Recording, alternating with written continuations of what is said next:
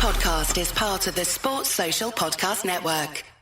Join us this week on the URC Rewind, where we're talking round 4 of the Champions Cup. We're talking some incredible victories for the South African franchises. We're talking some difficult losses for one of the Irish provinces. And we might even talk about Wales as well, if we're lucky. Anyway, let's start the show.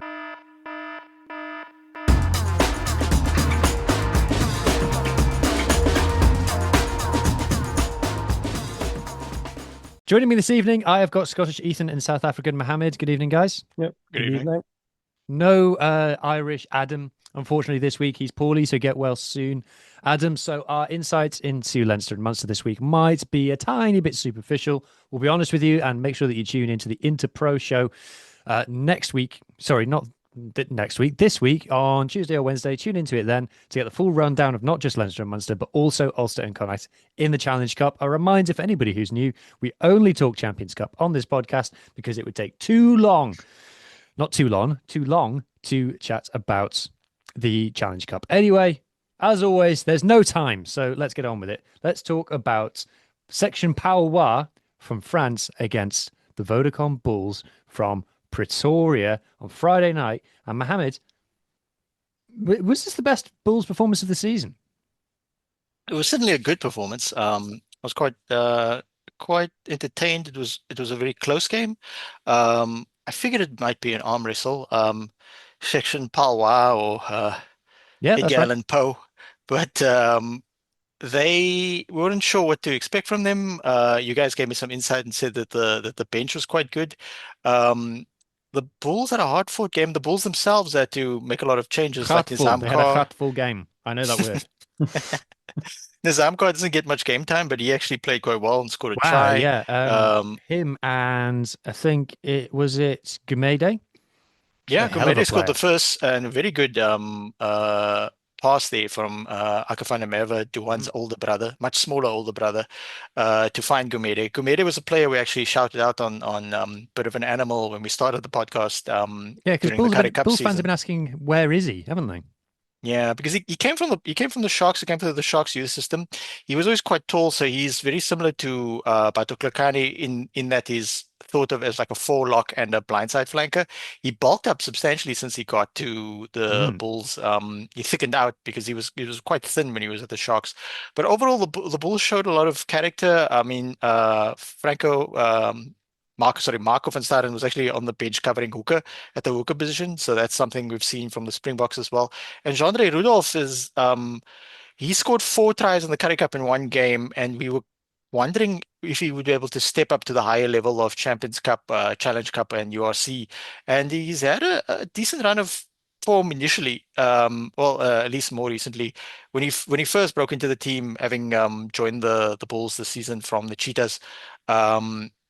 He didn't play necessarily that well, but now of late he's been known as sort of like the turnover merchant, and don't get isolated when he's around. Shout out to Sebastian de Klerk, who actually started at outside center and then did sort of like towards the end of the game, the Bulls were just going for it. So Sebastian de Klerk sort of rounded a defender, then passed it very intelligently to Tristan Joster, who then kicked the ball ahead of himself, and excellent try. Yeah. So I think the Bulls helped by having Tristan Joster and Kurtley Arnottser back. No Caden Moodley just as of yet. Maybe we'll see him in the next game against Edinburgh. Mm-hmm. Arnottser was quiet, I felt. I didn't spot him on the team sheet. That was my fault, my ignorance. I didn't realize he was back. But yeah, I thought he was a little bit quiet, I thought, but the try that you just mentioned that they scored was very, very good. Another player, we talked about him plenty on this pod. We talked about him last week, Andre Pollard. I thought for the first hour, it was a continuation of the poor form that he's shown, and I thought in the last 20, he got it together and really started dictating how the game was going. And overall, the Bulls actually had a solid team. I mean, off the bench, they had a lot of power coming off. It was a hell of a team. Rowan Nokia, recent Springbok cap Kobus Visser, younger brother of the other Visser, the 8th man.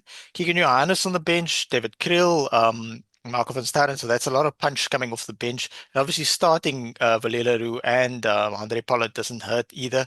A bit of a silly yellow card from number 5, Renach Ludwig. He's also a very good player, also like a lock / blindside hybrid. And yeah, solid performance again from evergreen Marcel Coetzee, Irish Adams' favorite loose forward. Oh, of course. It was all going perfectly fine for Poe until they took off Carwin to Pelosi, and then it all went to crap. To be honest, to taking off a good Scarlet's boy like that, he was playing the house down.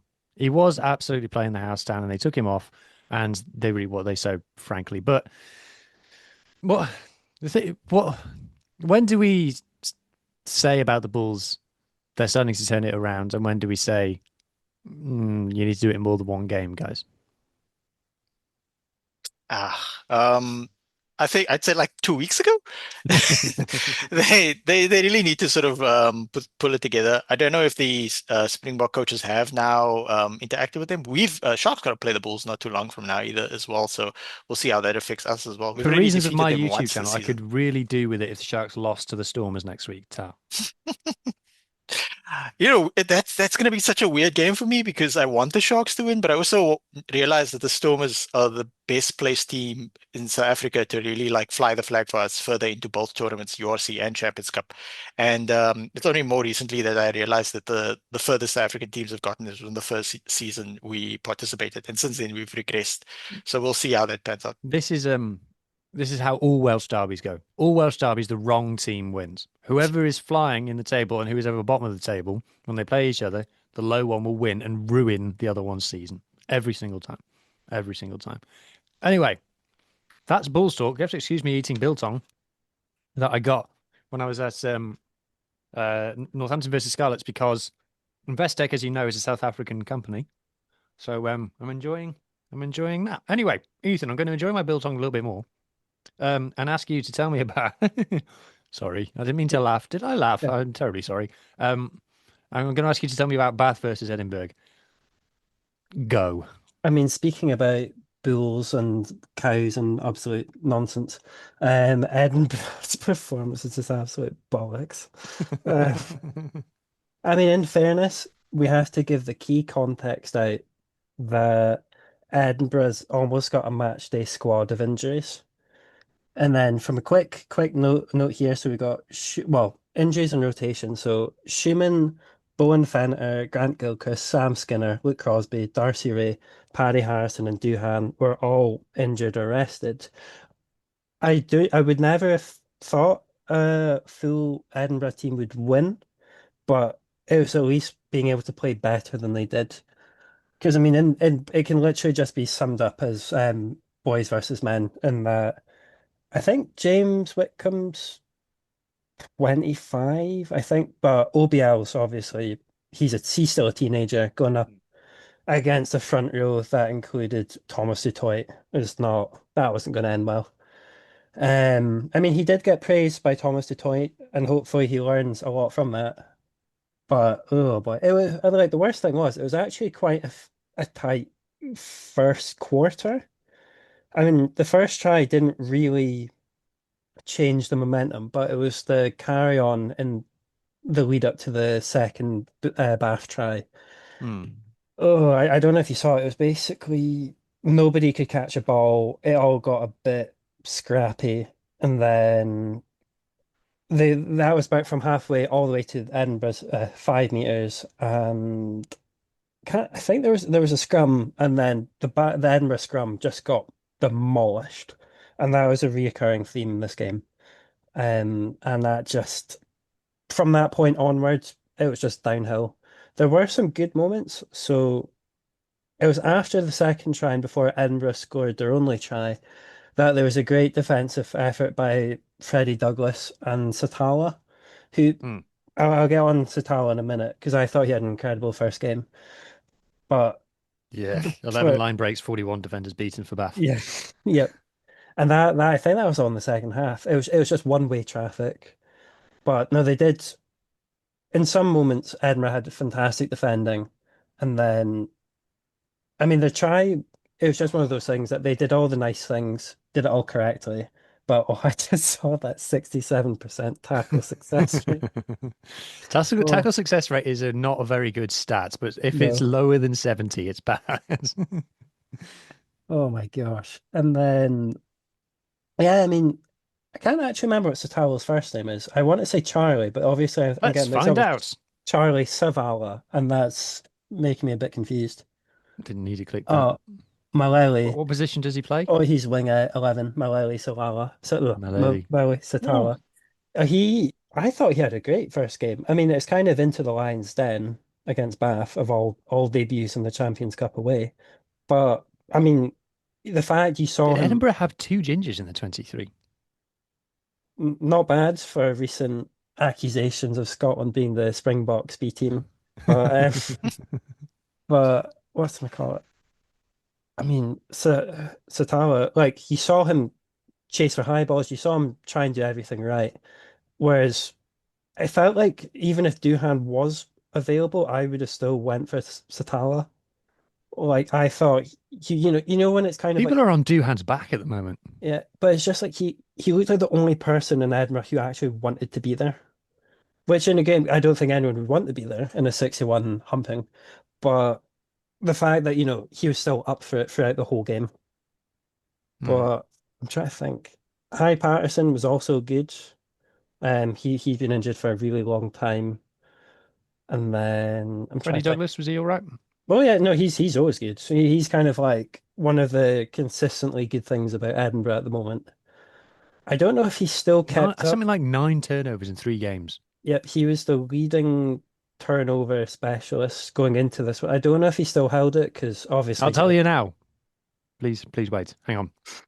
Uh, Turnovers 112. Oh, 12 turnovers in 4 games. That's yeah, ridiculous. Jack Willis is on 10. that's quite Incredible good. scenes. Yeah, and Christian that Mbadiang is on 5. so is he third? Yeah, Oh wow, like the fact, Jesus, that is crazy. That yeah, is absolutely crazy. I've just seen a scan. It's like, oh, okay. Anyway, that's so good. if nothing else, though, Ethan, at least they have given Papa Sean a new 2-year contract. I was going to say I was going to address the Everett in the room Very good. and talk about. I think, in fairness, yes, it is egg on the SRU's face for kind of a really predictable result. That yeah, we give him a contract extension to then get humiliated. And I think it's harsh in some ways, being like, yeah, Edinburgh probably was going to lose that, but they should have, if everyone was fit, they would have had a better representation of themselves. And you made a fair point in the chat about obviously like Edinburgh and the SRU going to have a scrappy or like a bit of a chaotic few months when about 11, 12 players out of contract at the end of Mm. the season. And obviously, depending on how Townsend's Six Nation goes, he might get the boot. Probably not, but there's a lot of pressure on Townsend to get a good Scotland performance with Six Nations. So then to them be like, you know what, Everett, if he does something amazing, brilliant, but it can't really get. Oh, sorry, Mohammed. No, go ahead. Yeah. Oh, I sorry. just raised my hand. It's fine. Um, I felt like a No? teacher for a second, but Sorry, I threw yeah. you off there, my bad. Uh, what's my call it? Yeah, so it's kind of like Everett, they're not expecting anything amazing. If you pull something off, great. Can't get any worse, to be honest. But there is the argument that Edinburgh's had quite a lot of different coaches over the last few years, such as I think Mm. Richard Cockerell, Mike Blair, and even they've all struggled to get something from this Edinburgh team.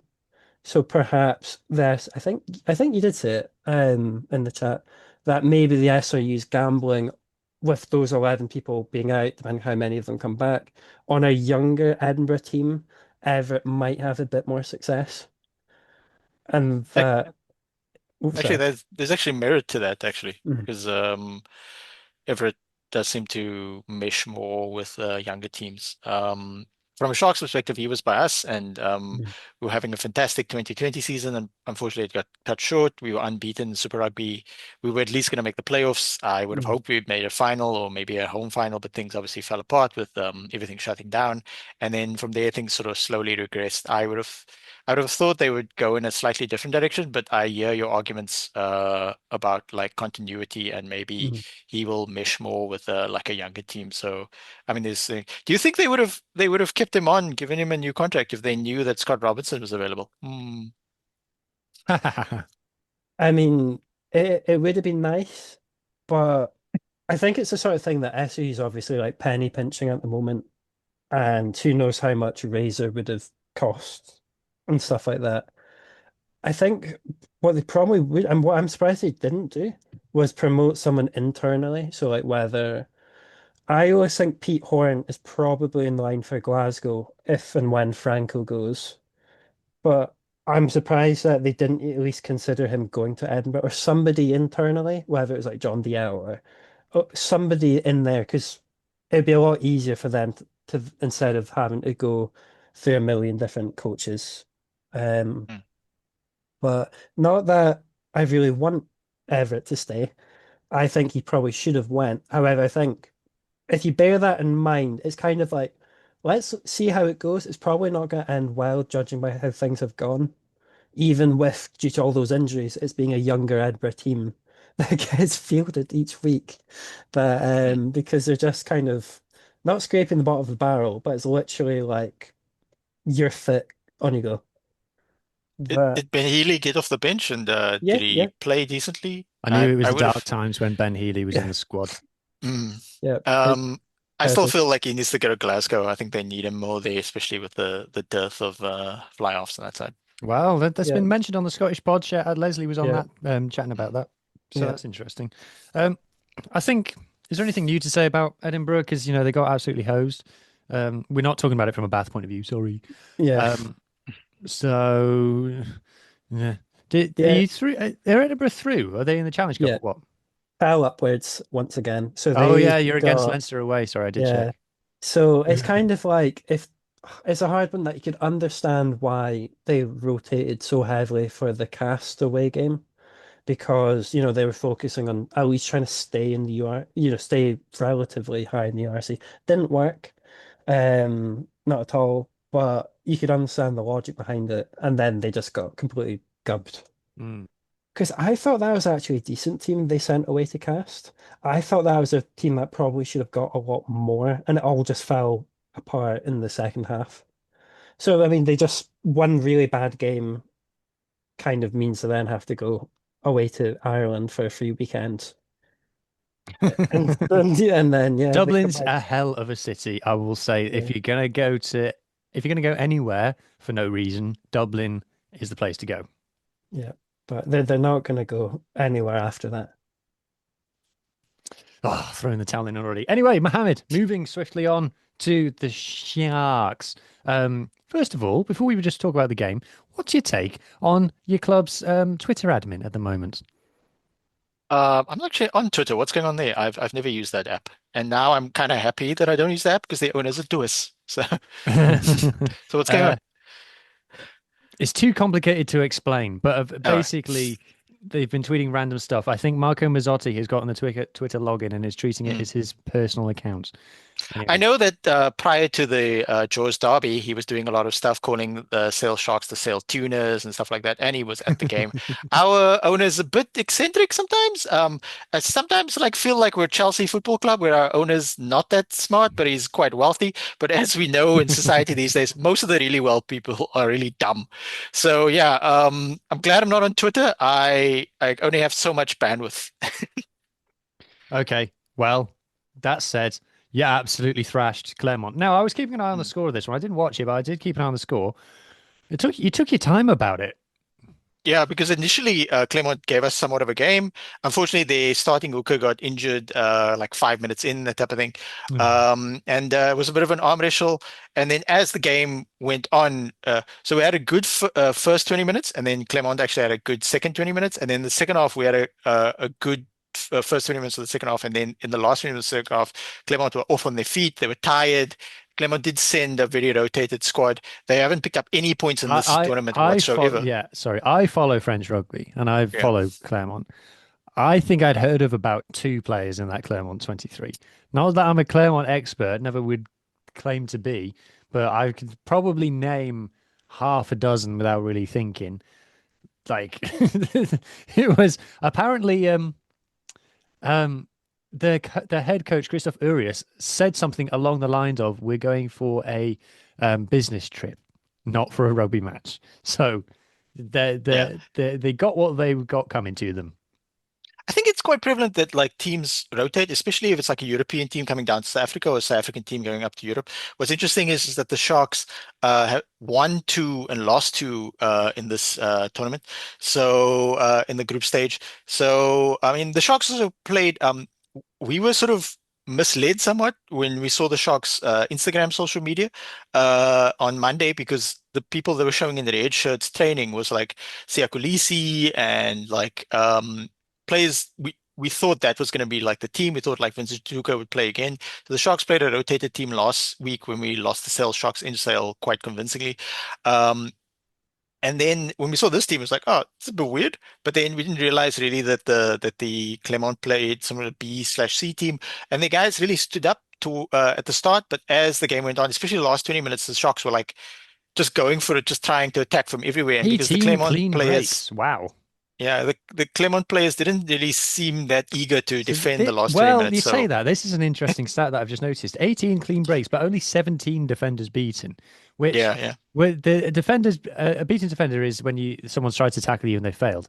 hmm Yeah, you can't beat a defender if there's no defender in front of you. So Yeah, I exactly. think that's kind of what's happened there. Yeah. So overall in the game, Apelele Fassi had a fantastic game. He looked Scored really first dialed minute, didn't in. he? Yeah. And then scored towards the end with a quick tap. Manu Tutuka did his normal Manu Tutuka sort of like athletic stuff.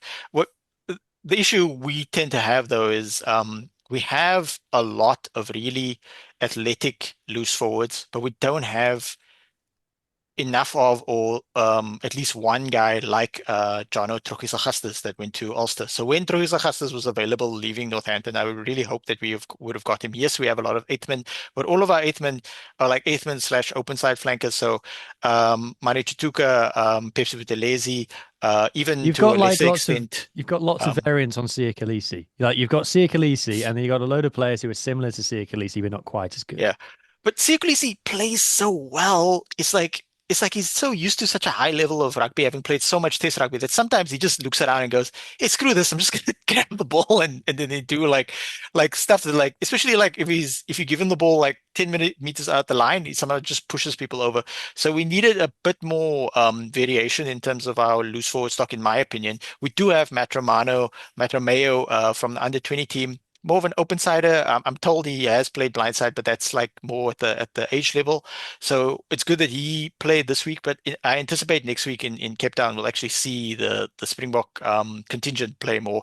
I do notice that Vincent Koch, the tight head prop, he plays now more off the bench. So that means that Henry Jacobs might have sort of taken over from him as like the first choice tight head prop.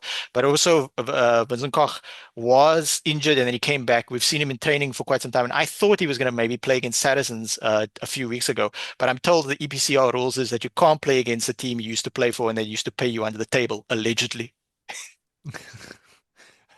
Okay, moving swiftly on.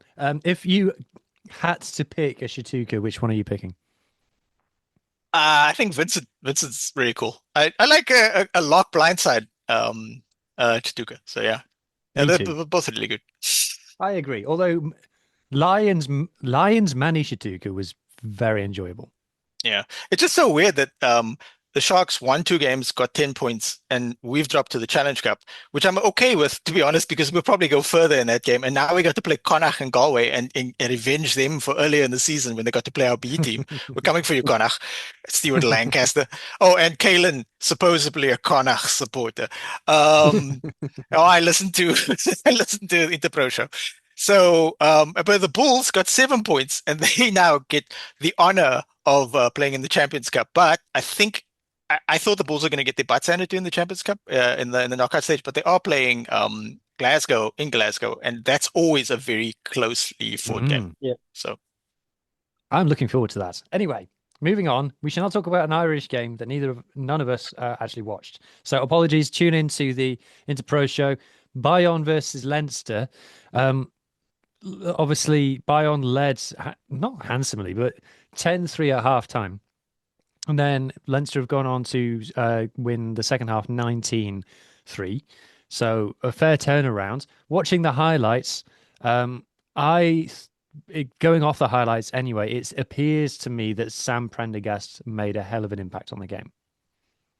Yeah, interesting that they're starting Harry Byrne. From a neutral perspective, I always looked at Harry Byrne and thought like, other than Ross Byrne looked a bit too old for me.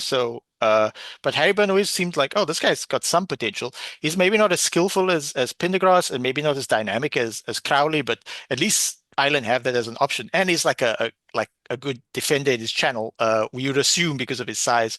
But the whole idea of like they've done this now twice, starting Harry and then bringing Pendergrass on, but not subbing Harry off, and then Pendergrass doing the sort of that chip. No, sorry. Harry did the chip, and then Pendergrass got the ball. So shout out to Bayonne and shout out to that in this game we got the interesting picture of when the referee called Ache Snyman over and Herschel Jantjies, and then Ache Snyman sort of gave Herschel Jantjies a hug because they obviously know each other from the Springbok team. It was a very endearing picture. Also, I'm not overly fond of Ache Snyman's new haircut. It looks a bit weird because he's got a massive beard, but he's got upside down head. He's got lots nothing. Yes, the team that Bayonne fielded was quite a lot stronger than I was expecting. So Bayonne have been like deliberately trying to lose this, but I think they've had a bit of a rocket from the owner saying you're disgracing the club. Probably not saying that, but you know what I mean. Like it's not good enough, lads. And so the team that they put out. I mean, if I just have a look at the back line, because that's where you got to look for Bayonne. Is you got to look for the back line. They had Herschel Jantjies, like you said, Joris Sigons, excellent player. Manu Tuilagi, Cirelli Mangala, a hell of a midfield, an unbelievable midfield pairing there that they got there. And then Tom Spring, the Czech Tibergen, whose name I always butcher. I'm very sorry, Czech. It's a good team, and they put up a fight in the first half. And I think that we have to credit Leinster for, some would say, winning ugly. It does appear, fair play to him, that Sam Prendergast did have a big impact off the bench. Just on your point about Harry Byrne, when he first made his debut, he was getting hyped like nothing else in Ireland, and it never quite materialized. But yeah, like I said, Sam Prendergast seems to have a really good impact, and all of the stats, I'll share the screen so the people can see. All of the stats suggest that Leinster were the better team. And I think you have to give credit to a team. Yeah, some of these stats, 15 line breaks for Leinster. Wow. And 24 defenders beaten. You have to give credit to Leinster for digging themselves out. Bayonne is not an easy place to go. They've problem solved on the fields. They sorted it out. And even if they're arguably not playing that great, and like I said, I didn't watch the game, so I can't say with too much conviction, but they still won. And Dan Sheehan is such cheat code. He's just a guaranteed try. Let me just have a quick look. On All Rugby now. Dan Sheehan, All Rugby, because his try Yeah, how scoring. did he score another try off the bench this week? He's just a 7-0 lead. You might as well just give Leinster a 7-0 lead in every game if Dan Sheehan's in the 23. Yeah, and the try that he did score, it was sort of like a backline move, and he was just there to finish it off. Right place, right time as well. It wasn't. He still had a bit to do, but yeah. Yeah, 5 tries in 447 minutes. So, yeah, it's pretty good. Yeah, Dan Sheehan's just cheat code. He's a guaranteed try. He's obviously not. I've just clearly proven that he isn't. But you know what I mean. So, yeah, I think you have to credit Leinster, and Irish rugby is going through what's the word I'm looking for? A transition in terms of the playing style, and trying to find new personnel as well to try and do that. And I think that some people are being quite critical of Leinster at the moment because they're not like putting 50 on everyone. But at the same time, when they were putting 50, 60 on everyone, people were just going, whatever, don't care. So it's only now they're only putting 25 on people. People go, oh, they're rubbish. They're clearly not rubbish. So I think Leinster come the end of the season will be right in the thick of things, is my personal opinion.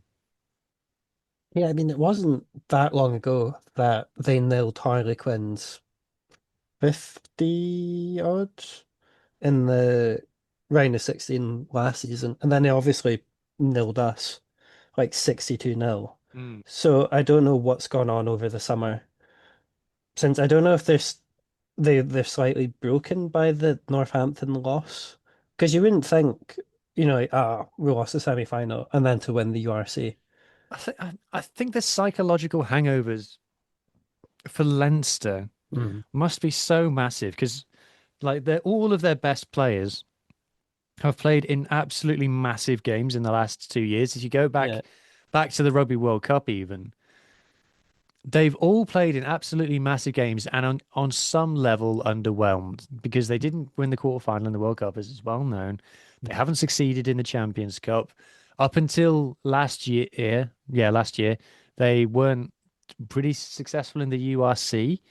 And even the Lions tour, whilst it was a victorious Lions tour, it was kind of a bit meh as a tour, in my opinion. And that's not Leinster's fault. I'm not blaming Leinster at all for that. I think generally the whole Lions tour was a bit average.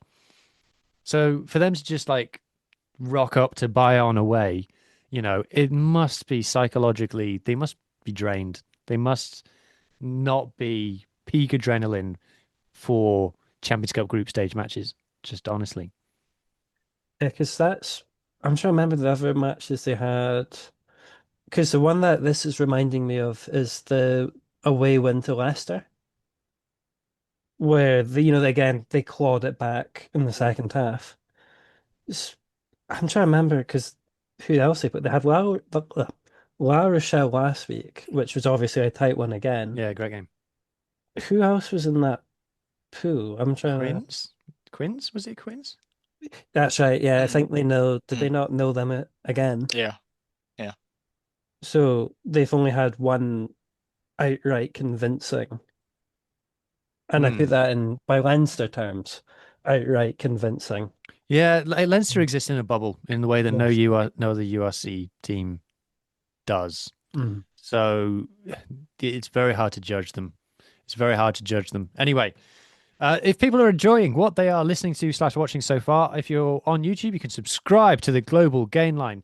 And any match that we're not speaking about today will be spoken about in some form or another on one of our other shows, whether that's the South African pod, a bit of an animal, hosted by Mohammed. Then you've got the Irish show, like I mentioned before, with Adam, normally of this parish, talking about not only Leinster and Munster, but also the Challenge Cup games. Then you've got Rap over on our sister channel, where you will WRRAP rap 2 R's, where you'll find all of the Welsh regions spoken about in the Challenge Cup as well. And new on the Global Gain Line is the Top 14 Digest, which is a French rugby show hosted by myself and my co-host from the Atlantic Coast, Madame Maz Mac, where we'll go through most of some of the French games and talk about them from that point of view.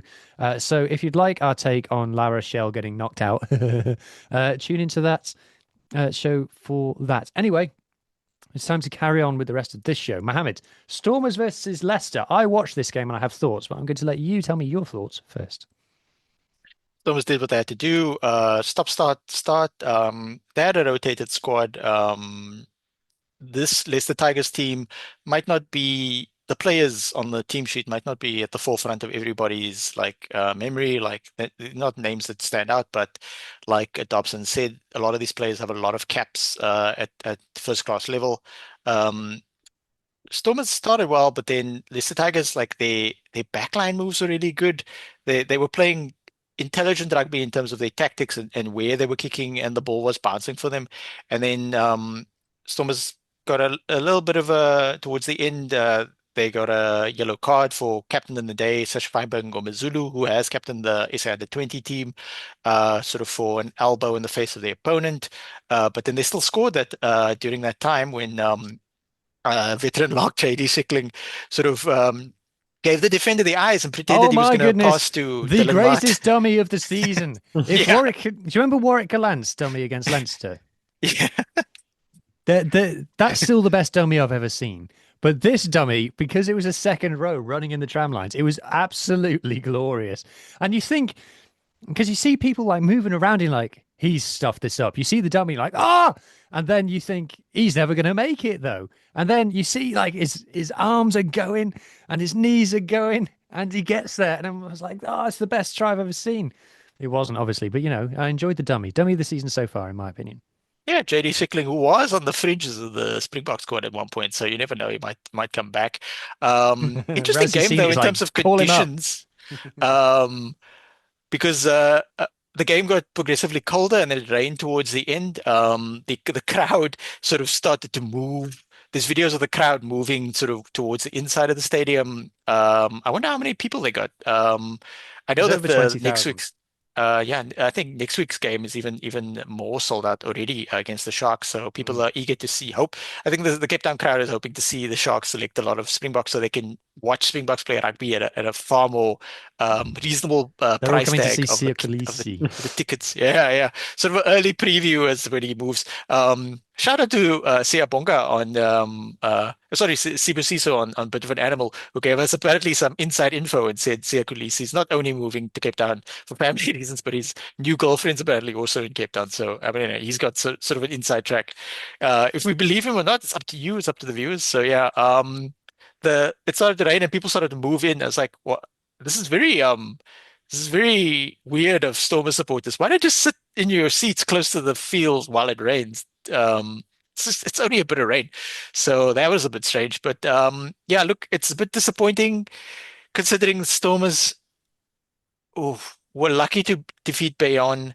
Their second game, I don't know who they defeated quite resoundingly in Cape Town, and then they lost the game against Harlequins, who were No, like it was La revived. Rochelle in PE or Oh yeah, La Guernsey, Rochelle and sorry. PE. That's why I couldn't remember. And La Rochelle sent sort of like a B team, and then they got defeated quite convincingly by Harlequins last week, and then they won this game quite well. But I had hoped that three victories would secure a home knockout stage game. And I would have like sort of found the money in my couch and gone to watch because I've been to Currie Cup games, I've been to URC games, but I've never been to a Champions Cup knockout game. I've never even been to a Champions Cup game. They're away. So Stormers are away now in the round of yeah, they're 16. away because of That's flipping crazy. Harlequins beating La Rochelle. That's crazy. I don't understand how Because, Stormers have won 3 games and are yeah. away from home in the round of 16. That's a nonsense. Ah, just like I guess you got to get your losing bonus points where you can. Yeah. The format is broken. The Ah, format is broken. Yeah, but you say that though, Mohammed. Like winning 3 games out of 4 and yeah. getting a bonus point in the game that you lost, Mm, that shouldn't be what you need to yeah. get a home round of 16 game. It's not. It's ridiculous. Yeah. Anyway, Because the reality is though is that we're sort of new to this. Even people didn't understand. Remember, on the WhatsApp group, Jean thought that the Stormers were going to play Leinster, so we had to explain to him like you don't play the teams in your league. You only play 4 games. So as South Africans, we're getting used to the format and the structure of the thing. So we actually don't remember the old format. So we're just going with what we have, and it does seem somewhat like because the Sharks group was so tight with really good teams, and then the Bulls got in sort of a group where Pau and another team weren't really taking it seriously. So yeah, sometimes it's luck of the draw in terms of your group, but yeah, it's hard done by on the Stormers because I was really looking forward to that home. And Dobson kept talking about it like we need a home knockout game. We haven't had one before. Or at least in a long time, because I know the Sharks had a home knockout game in the Champions Cup where we were lucky to beat Munster that year. So anyway, something I want to ask you about. Um, right, 2 things. What did you make of Sasha Feinberg Gomezulu's performance in this game? I thought it was pretty solid. Ups and downs, and marshaled the games quite well. Went for the line, didn't try too much crazy stuff. Could have been better from the kicks. Couple of points missed there that could come back to haunt you in a more tighter game. Weirdly, they didn't have a fly off backup on the bench. I looked at the match 23. I didn't see it really Matia there. Is he? So I was sort of wondering, like, what happens if there are young guys on the bench as well, Luke Berger and JC Mars. So there must have been some injuries. And shout out to Imad Khan for playing well. So yeah, Shasha, I'd give him like 8 out I of wanted 10. to come Yeah. on to that. Imad Khan, I thought that he had a really good impact. I thought that Yeah. he freshened things up. Now, a lot in games, it's very easy to be the replacement scrum half because it's the easiest to come in. It's the easy position to come on and impact the game. And if you've been watching the game for an hour, you can, if you're a professional rugby player and you've had a word in your ear from your coach, you kind of know the kind of things to do. So it's easy to look good as the replacement scrum half. But having said that, I thought he looked very good, and I thought that he was a big part of the reason that Stormers took the game away from Leicester. I think Premier Sports after the game was saying like, oh, Leicester will think of what mine could have been, and the Stormers weren't that good and stuff. I think that the scoreline is very fair, and I think Leicester were lucky to get 26. To be honest, I think that the scoreline is a fair reflection on the game, and I think a 13-point win for the Stormers is accurate of how much better they were than Leicester. If you look at Leicester's tries, they come from not really anywhere. Whereas Stormers' tries just come from them doing their thing. On Sasha, I think when Sasha doesn't have Willemser in the team, he finds it more difficult. And I think the reason for that is because Willemser is the only player at the Stormers who is on Sasha's level in terms of talent. And I think so when Sasha does stuff, he goes, oh, Sasha, you can see him on the pitch. He's like, I know, I'll just run past 5 men and then volley it with the back of my foot, and then we'll score a try. And he starts doing it, and but none of his teammates are on that wavelength. None of his teammates are as good as him. So he's doing these low percentage plays that are unlikely to come up with a try. And of course, he's amazing, but he's not controlling the game as a fly half. Now he's only young. Of course, he's still learning, and he didn't. His early games for the Stormers, he was a centre and a fullback, not a 10. So he's still developing as a 10, in my opinion. He's clearly the most talented player on the pitch by a long way. Like it's mad when you watch. You're like this. Anyone who's never watched rugby before, you could sit them in front of the Stormers for 60 seconds and then go, "Who's the best player?" And they go, "That guy." Like it's really obvious, but he's just not taking his team with him at this point. And that's why I think he needs Willemser, because Willemser is on that level with him, and Willemser can kind of make it work on a team level. And my kind of further evidence to that is when Sasha got the yellow card, it kind of didn't really hurt the Stormers. I didn't feel like. I think they scored while he was off. I think Dobson spoke about this about 3 years ago, where Shashwaba Ngoma Zulu, he said he didn't want to keep playing him at inside center because he kept getting hurt there. Also, He was Shashwaba rucking like Ngoma a Zulu's madman, by the way, in this game. He was into yeah, and every sometimes ruck. giving away penalties as well unnecessarily, which you don't want to see from your captain. Um, so he was getting hurt playing inside center, but he also came out quite fervently. Players will say, "Oh, I'll play anywhere for the team," and sometimes it Mm. helps you, and sometimes it hurts you. So there was a time about 2.5 years ago where Sasha was like, "I just want to play 10. I just want to play 10." Um, so yeah, look, him, Willemse, Kobus Reinach, and Ben Jason Dixon are clearly the best quality players Stormers have. The players behind them are quite good as well. That's the thing about the Stormers. They can get good performances out of the lesser known players, which is what the Sharks can't do. So it's no surprise that the 4 players I just mentioned now are the first 3 ones anyway, are regularly in the Springbok setup. And then Ben Jason Dixon is somewhat on the fringes. And then you've got some other players here and there, like Yuri Mateus played quite well. So I think I actually take your point as it relates to that, because the Dobson also said 3 years ago that sometimes we just have to sit this guy down and say, like, stop trying crazy shit. I'll tell you who had a shocker of a game, who had an absolute shocker of a game, was the TMO. The TMO has had one of the worst games I've seen a TMO have. Like the Mchunu thing, where he Oh, gets the shoulder to the face, and at first the ref says, we've checked it and it was fine. And then the Stormers ask him again, like, no, seriously, Mchunu's gone down clutching his face. And the ref goes, no, it was his fault. He fell over. And then like Mchunu goes off for an HIA, and the Stormers are like, why has he gone off for an HIA if he wasn't smashed in the face? And the ref is like, look, I've got nothing from the TMO. And then the director puts a replay on the screen, and he gets smashed in the face, a shoulder to the face. And then the ref's like, okay, I'll check on the screen and stuff. And there'd been like so much play in between. I'm like, are you a professional TMO? Like, what are you doing? And it was one of those cases where the ref has to like whisper to him in French, just like, yeah, we'll check. Like, it wasn't good. And then also Sasha's yellow card was a nonsense. It was a ridiculous yellow card. If we're giving yellow cards for that, the game's gone.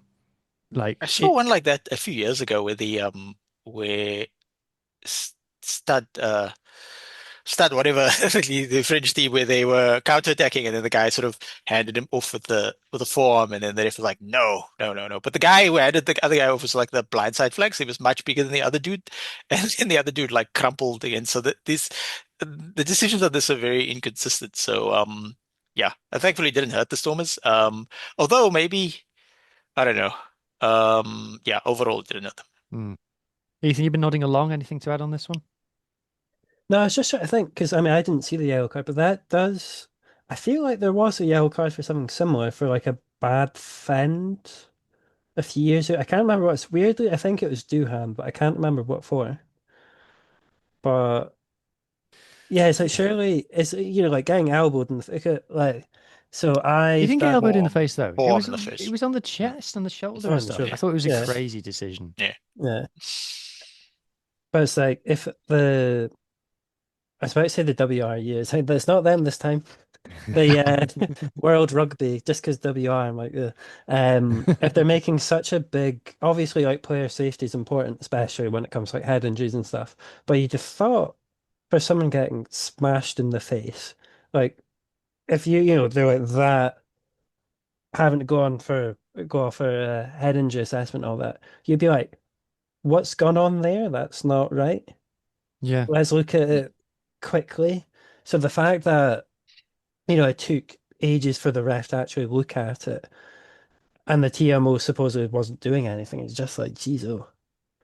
Also, I'd have loved to have Schalk Burger's job as the commentary on this game because he was like, "Oh yeah, Wandisile Semelani is his first start at fullback." It's like, no, earlier in the season he started at fullback. Do you Yeah, guys no, get it. paid to do this? I'm doing this for free. Oh, don't get me started on the Welsh rugby media. Moving on. Right. The next game that we've got to talk about is a bit awkward because it's Munster versus Cast. I haven't even seen the highlights of this. I'm really sorry, everybody. Normally, Irish Adam would fill us in on what happened here. Obviously, woe from a Munster point of view. Sorry, guys. Has anybody seen the highlights on this?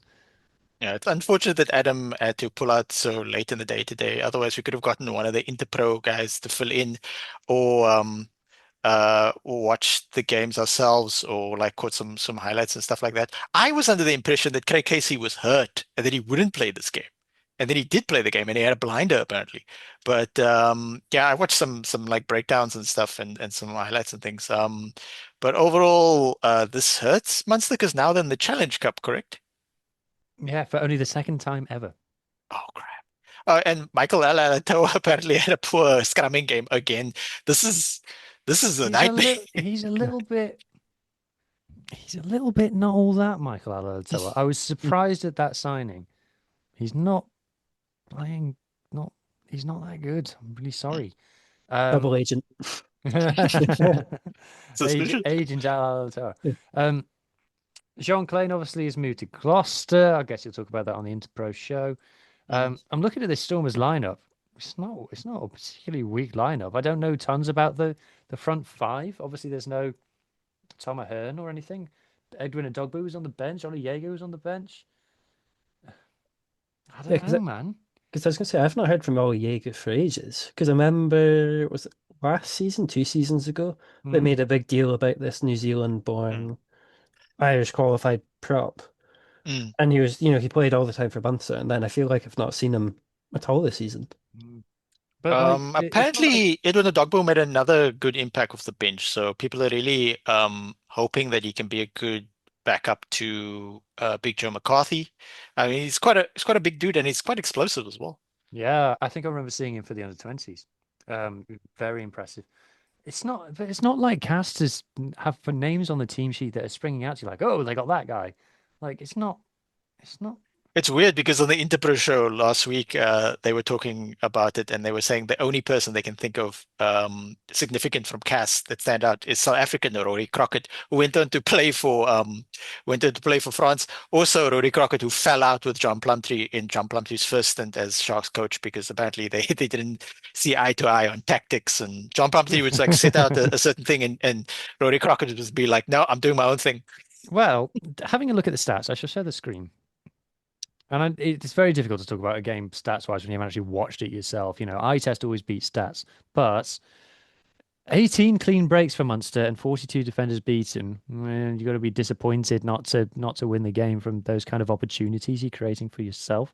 Obviously, 4 losses on the bounce is a very tough stat. What's kind of I've noticed straight away though, a 2-point loss, and apparently Jack Crowley's missed 60% of his kicks. Well, there's your problem. That's what went wrong. Like if Apparently these were touchline conversions, but like if you want to play at the highest level, you gotta get those. you only needed to land one more and it would have been a draw. So hard lines. Anyway, tune into the Interpro show to get proper analysis on that one. Very sorry, everybody, but that's the way it goes. Next up, we are talking. I'm on the wrong page. God, the EPCR website is an absolute nightmare. I did watch Gloucester versus Toulon. Just pause swiftly to say that Gloucester were the worst team I've watched all season. They were utterly dreadful. Bristol Bears versus UBB. Northampton versus Scarlets. I was at this today. And so I'm wearing my top. This is incidentally my favourite rugby top that I own, my 2003-4 Scarlets home jersey. Cotton, made by Cougar. And a much improved performance from the Scarlets. I'll go have a quick look at the stats now, see if they've updated. But the Scarlets obviously lost. I don't think that 43 points conceded is a fair reflection on the game. I spoke to Nigel Davis, the new director of rugby, after the game, and he said that he felt the Scarlets defended very well. So, there's that. It was, I don't even know what I want to say. It was loads of heart, loads of effort, loads of bravery from the boys. I thought Josh McLeod is playing absolutely unbelievably at the moment and playing in this game. He's carrying the team on his back. Sam Costello coming back in obviously changes things. The Scarlets are twice the team when he plays. And I like the balance of the back row now that we've got Fletcher Anderson playing. I think what a signing he has been. And the scrum, it's all about the scrum. I mean, let's get to the set piece stats. Scrum success, 50% for the Scarlets. And that's because Jake Ball, our biggest second row, got knocked out early on, very early on, knocked clean out, Sparko on the floor like that. And went off, and we didn't have a second row on the bench. So Tane Plumtree has played an hour at second row, and the scrum really, really badly suffered. I don't like the way that the referee refed it though, because I watched Gloucester, I watched Leicester Tigers in particular, getting scrummed off the park in their games, and the referee was saying, play on, the way that referees are doing these days. And for the Scarlets, it was like, no, blow the whistle. And I didn't like that. It's one or the other. I can't go from one game to the other and have such a big difference. I'm sorry. But yeah, the Scarlets need to back it up. It was a big game, new manager bounce and stuff. They need to back it up next week. Ulster at home. That's a hard game. So we'll see. But yeah, plenty of positives to be taken. Very physical. I thought you could hear some of the hits way up in the stands, and just I enjoyed it. Sold out Northampton Cinch Franklin's Garden, so you have to use the full name.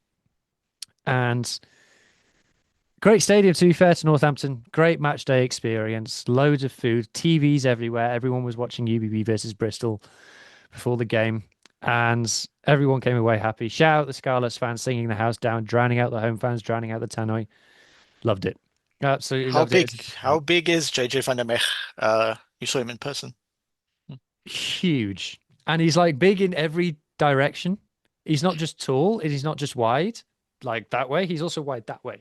Like he's wide. He's massive in every single possible measurable way. And but he ran at Sam Costello about 5 times in the game, and Sam Costello never budged. He took him down every single time. My fly half. But yeah. So you guys got Fletcher Anderson from the Crusaders. No, not even played a lot of Crusaders, games with Canterbury. Oh, because I see he played a lot on his Wikipedia page. He played like 2 games for Crusaders and 22 for But he was Tasman. man of the season for Canterbury. Yeah. So he's 23 years old, plays eighth man. Are we looking at sort of he's Welsh qualified? No, not Welsh qualified. No. I asked him to his Oh, face and he said no. oh, okay. So interesting Yeah, sad recruit. times. Yeah. Um, Maybe he can stick around long enough to be Welsh qualified. I don't think he's going to. Hell of a This is player too though. good. Yeah. Yeah, pretty much basically. um, so yeah, so that's all I got to say about that. Tune into Suspense and Sidesteps podcast out on Tuesday to get my full views and some other people's views all about that game. But like I said, I think 43 points conceded does not reflect the Scarlets' effort in this game No, whatsoever. especially if Northampton, like the quality Northampton's got. Like, because I saw the halftime score and I was like, oh, that is good We for that. conceded right on halftime and it was gutting. We got Uh, a yellow card at the scrum and the referee just didn't like what Kemsley Mathias, our loose head prop, was doing, and he didn't mm, come back on. But I think it was a ref thing. And we conceded right on the stroke of half time. And it's one of those like gut punches. But then we got back in it. We got to 33-28 at one point, and they had to take a shot at goal in the 70th minute to make the game safe. mm. So I can be proud of the effort if nothing else. We're not talking about La Rochelle versus Harlequins. Tune into the top 14 digest for that one. But now, here we go, Ethan. Happy Ethan. Tell us about Glasgow being Yeah. the best rugby team in the world. Oh, can't Mm. wait to start. So that's the first time we've beaten Saracens ever, which is quite, and I'm pretty Wow. sure it's ever because they t kept talking about in this competition. I'm like, what other competitions would we have played Saracens? Were they both in the Challenge Cup one year? But then Maybe. you, but then surely Saracens would never have been in Challenge Cup because it's They would never. have been when they got relegated, Oh, that's a but good point, Glasgow wouldn't have actually. been in it then. No, yeah, that's why I thought that if we were in it, they were surely flying high, and if we were just scraping by in the Champions Cup, they would have. That's in their financial trouble period. But no, it was. I mean, the first half is probably the better half of the two of them because that's when all the points were actually scored, apart from the last try in the last minute. Milled Um, them in the second half. yep. Incredible. Oh, it was funny. So I'll get on to the really funny part that me and Ben in the chat found hysterical. But firstly, Glasgow didn't buy into Saracens' shithousery, which is Okay. quite good because if you look at the penalty counts, Glasgow was really low because you saw um like Itoji and Ben Earl trying to do everything to wind up Glasgow. So like there's one instance there's a massive scrap on the actually, I think it was this Saracens 5 meters because there's a huge ruck, or it was either a ruck or we got held up, and like Itoji took Xander Fagerson's scrum cap off, and everything just kicked off. Are you allowed to do that? Because that happened in another game, and I thought that was a yellow card taking someone's scrum cap off. Who knows? You'd like to think because that was pretty zesty that scrap. Because they made a big deal of it being like, oh, he used both hands to take off Xander's scrum cap. Because you saw it literally flying out the the massive bodies that were there in the on the camera, just like flying in the background. But I mean, Glasgow keeping a level head in that was pretty impressed because you'd imagine when you've got someone like Farrell, Latoji, and Ben Earl doing the who was it described it as plastic energy? I can't remember if that was Mm. referring to Oh, it was Saracens or if Bongi James Lowe. Mbonambi, wasn't it? Mm. Yeah, He's talking about England. yeah, Uh, Sad we didn't get to see Bonky versus Tom Curry the other day. yeah. I was trying to remember who it was that I know it's not he wasn't swearing, but we might get flagged if I try and repeat what he says. Um but no, like for Glasgow to just keep it calm and not buy into it was incredible. The first try was quite good from I've never seen Alex Craig carry the ball. I struggle so hard to figure out who Alex Craig is because we've got Alex Craig and Alex Samuel. And I always see Alex Samuel, but in my head I think that he's called Alex Craig. But Alex Craig, when he played for the Scarlets, he was our yeah, player of the season in his first season. He was yeah. very, very good for us. Oh yeah, no, he showed it off here. Like he had a fantastic carry and great feet to sidestep. Can't remember who he sidestepped, but then he passed it on to Xander Fagerson, and Xander Fagerson, when he's running at speed, oh my gosh, that is not. You don't want to tackle him. Um, that was first try for Ollie Smith, as they basically just pass it onto the wing. He scored. Can't really remember the. I think the George Horn one from Jack Dempsey was good. 150th appearance of Wee George. He was Hmm. loving it. Then I can't remember the third. Oh, third Kyle Stain. That was class. He just cut through. It was an inside pass from George Horn and just cut through the entire defense like butter in their 22. It was satisfying. We could have had a fourth if Hugh Jones was able to catch one because it got intercepted, which is a shame because I felt obviously with the big news about Hugh Jones leaving. Mm. Not 100% surprising, but it is a shame. I felt he had a quiet game today, but I mean, you can't always have amazing games. It wasn't like he had a horrid game. It was just a bit quiet. Um, but the row yellow card I thought was nonsense because basically in our 5 meters, is it Shagan? Shogun, I the don't know. Saracens winger. Kyle Stain tackled him and then basically pushed him onto Kyle Rowe's shoulder because Stain was tackling Shagan from behind, so he's going into row like that. And I mean, if that happened the other way around, I would have said, rugby incident.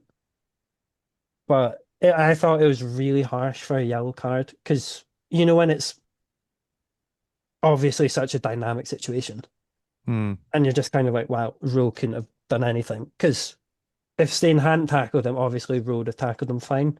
It's just he brought him lower, hit him in the shoulder. Because Kyle Rowe is quite a small guy.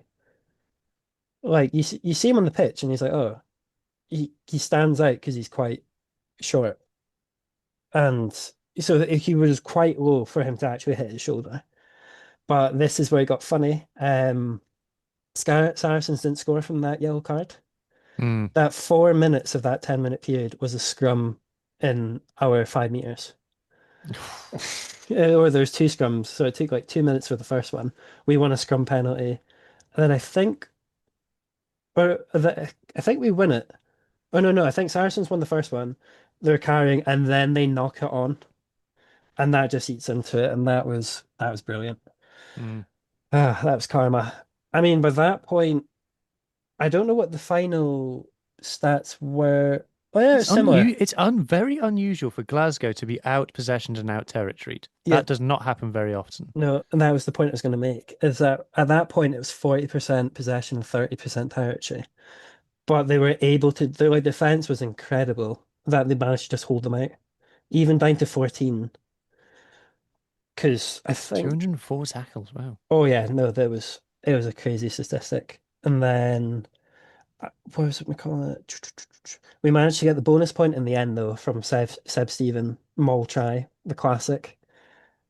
As it was kind of like the reverse end of the first half, where Saracens were looking really dangerous in like the 40th minute Mm. with Elliot Daly break, which I thought Elliot Daly was one of the better Saracens players today because whenever he got the ball, he made a massive gain into territory. But I can't remember 20 who. kicks is a lot for Glasgow as well. Yeah, I think that was probably it was quite a stalemate in that because it was so scrappy that more so in the second half, Glasgow just couldn't get territory, especially with one down to 14. So I think they were just trying to like not only waste time but try break through, try and do something different. But oh man, what was it? That denying Saracens in that bit of the first half is beautiful. That because that could have easily been a momentum change. Mm. Um, George Horn got player of the match, which I think I can see it, but I personally thought Jack Dempsey. Because Mm. Jack Dempsey was just up for it. He was carrying hard. He was hitting rucks as hard as he could. He was just being a nuisance. And Jack Dempsey, because I think he was he was raging at one point. I think he slapped Farrell at one point. There was something that was like, hang on a second. Did he just slap one? That no one, the commentators mentioned it, but no one, you'd have thought, obviously, slapping a player could be a penalty at minimum. But Yeah. yeah, Depends how hard you slap him. yeah. And it was just one of those things that Jack Dempsey, he's just phenomenal. Like angry Jack Dempsey as well, even better. Um, so obviously we talked about Hastings last week. Was that only last week? Hastings going to, Yes. yeah. So how I mentioned in the preview for this that it's kind of like a Scotland off, in that obviously we got Fergus Burke, Mm. who I felt he was okay. Like you always saw him either tackling, carrying fairly well, or he was in the ruck. But I think it must be quite hard for him if you've got Owen Farrell right next to you. Was it Farrell playing 12? He was playing Mm. 12. So, because I did notice when they took that penalty, it was Farrell kicking right in front of the post. I'm like, yeah, he's not missing Yeah, that. Faz is in charge. Yeah, so it's kind of like, obviously, like Owen Farrell has been like key to Saracen's success for whenever he's played. Hmm. It's just kind of like, for Saracens would you allow Fergus Burke to get that time to like try and make more of a name for himself? But I thought he was okay. Like, if he goes to Glasgow, brilliant. But I mean, Dan Lancaster, again, I thought he played quite well. Hmm. Didn't do anything. You know when he's done quite well, when he's like, oh, they've not done anything stupid, they've not missed. I think he might have missed touch once. Hmm. But, if you miss touch once, that's fine. There's a game where Adam Hastings missed touch like 5 times. I was like, for goodness sake, get the ball out. Um, I'm just trying to remember what else from that. Um, I think because that was probably the first time in a while it was like the Scotland back row of like Dempsey, Darge, Fagerson. And Darge isn't quite fully back to prime Darge, but I think he's getting there. Like he had a pretty good game. Yeah, well, I think they all would have had a game. Yeah. I'm planning to write an article about Glasgow because they're Oh, so fascinating. Their stats are so interesting. mm. What a coach Franco Smith is. Oh yeah, no, 100%. Unbelievable. And what's crazy is I feel like every season we've had Franco, our Challenge Cup and Champions Cup like progression, like first got to the final in the Challenge Cup in his first season. Mm. No one was expecting that. Then second season, I think we got beat. Yeah, we got knocked out by Harlequins in round of 16. Then last season, got humped by Lancer in the quarter, which, obviously got to the quarter. The humping by Lancer, not great.